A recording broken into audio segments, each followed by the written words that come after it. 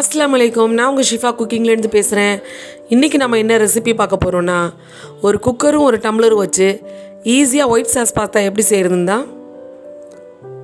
வாங்க, இதுக்கு தேவையான பொருட்கள் என்னென்னு பார்க்கலாம். இப்போ நம்ம வீடியோக்குள்ளே போகலாம். நான் இங்கே ஒரு டம்ளர் மேக்ரோனி எடுத்து வச்சுருக்கேன். நீங்கள் என்ன மாடலில் வேணுமோ அந்த மாடலில் எடுத்துக்கோங்க. இப்போ ஒரு குக்கரில் வந்து ஒரு ஸ்பூன் அளவுக்கு பட்டர் போட்டு, பட்டர் மெல்ட் ஆனதுக்கப்புறம் பொடியாக கட் பண்ணி வச்சுருக்க பூண்டு அதில் சேர்த்துட்றேன். பூண்டு நல்லா பொரிஞ்சு வந்ததுக்கப்புறம் ஒரு சின்ன சைஸ் பெரிய வெங்காயத்தை கட் பண்ணி வச்சுருக்கேன், அதையும் அதில் சேர்த்துட்றேன். இப்போ இந்த வெங்காயமும் கொஞ்சம் நல்லா வதங்கி கலர் மாறி வரட்டும். இந்த பாஸ்தா வந்து நம்ம ஒரே பாத்திரத்துலேயே டக்குன்னு செஞ்சு முடிச்சிடலாம்.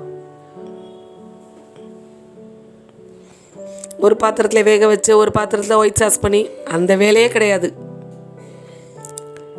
இப்போ இதில் நான் ஒரு ஸ்பூன் அளவுக்கு மைதா மாவு சேர்த்துருக்கேன். அந்த மைதா வந்து இந்த பட்டரில் நல்லா அந்த மாதிரி பொரியணும். நல்லா மைதா பொரிஞ்சதுக்கப்புறம் முதல்ல நான் ஒரு டம்ளர் தண்ணி சேர்த்துக்கிறேன். அதாவது ஒரு டம்ளர் பாஸ்தாக்கு 3 டம்ளர் தண்ணி, இதுதான் கணக்கு. நான் ஒரு டம்ளர் தண்ணியும் 2 டம்ளர் பாலும் சேர்த்துக்கிறேன், காய்ச்சி ஆற வச்ச பால். இப்போ இதில் நம்ம எடுத்து வச்சுருக்க மக்கூர்னியும் இதில் சேர்த்துட்றேன். இதுக்கு தேவையான அளவு உப்பை சேர்த்துட்டேன். இப்போ எல்லாத்தையும் நல்லா மிக்ஸ் பண்ணி விட்டுட்டு குக்கரை மூடிட வேண்டியதுதான். தண்ணி கணக்கு மட்டும் கரெக்டாக வைங்க, 1க்கு 3. குக்கரை மூடி குண்டு போட்டு ஒரு விசில் கரெக்டாக வந்தால் போதும்.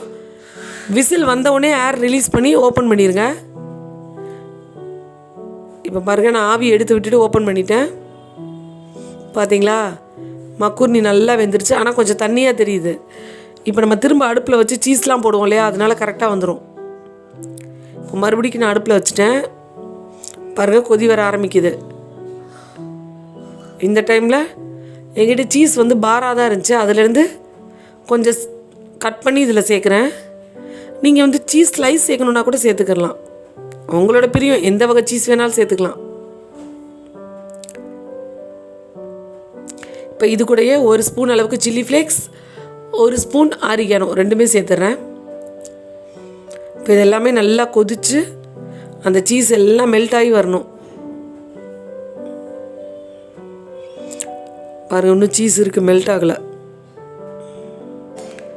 இப்போ பார்த்தீங்களா, சீஸ் நல்லா மெல்ட் ஆகிடுச்சு, கொஞ்சம் நல்லா திக்காகிடுச்சு. பாருங்கள், உங்களுக்கே தெரியும் பார்த்தாலே.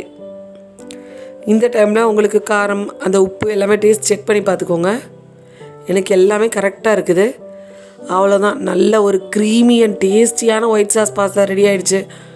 அதுவும் ஒரே பாத்திரத்தில். கடைசியாக கொஞ்சம் கொத்தமல்லியை தூவி அடுப்பை ஆஃப் பண்ணிட்டோம்னா சூப்பர் அண்ட் டேஸ்டி அண்ட் சீஸியான ஒயிட் சாஸ் பாஸ்தா ரெடி. நீங்களும் உங்கள் வீட்டில் இதே மாதிரி ட்ரை பண்ணி பாருங்கள்.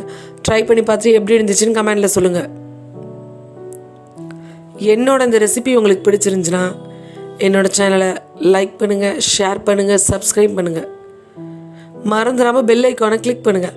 அப்போ தான் நான் போடுற புது புது வீடியோஸ்லாம் உங்களுக்கு நோட்டிஃபிகேஷனில் வரும். சூப்பர், சப்ஸ்கிரைப் பண்ணுங்கள். தேங்க்யூ.